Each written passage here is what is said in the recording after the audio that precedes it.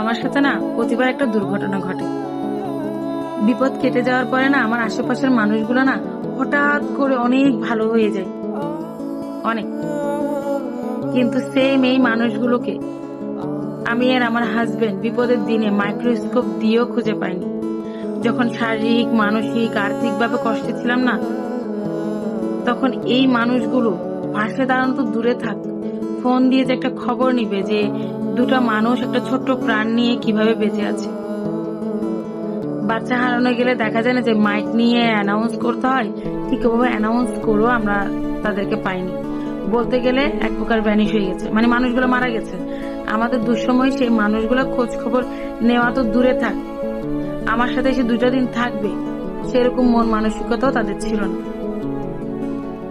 কিন্তু ওই যেমন দেখেছে যে আইরে এদের তো আর আগের মতো নাই, এদের তো নিশ্চয়ই অনেক টাকা পয়সা হয়ে গেছে, এখন তো মনে হয় আর আমাদেরকে প্রয়োজন নাই, ঠিকই আছে জামাইবু দুজন গপ্পা কাপ্পা হয়ে গেছে। কথায় বলে না যে সৃষ্টিকর্তা নামের একজন মাথার উপরে সবসময় থাকেন, তিনি সবার সব দিন একই রকম কখনোই যেতে দেন না।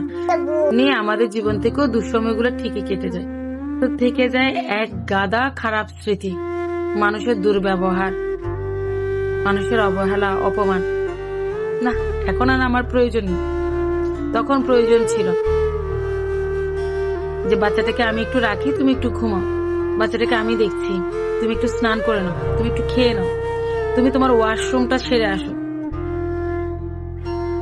দরকার তখন ছিল এই ভালো মানসিকতার, এই হাসির, এই নাটকীয়তার দরকারটা তখন ছিল, এখন নয়।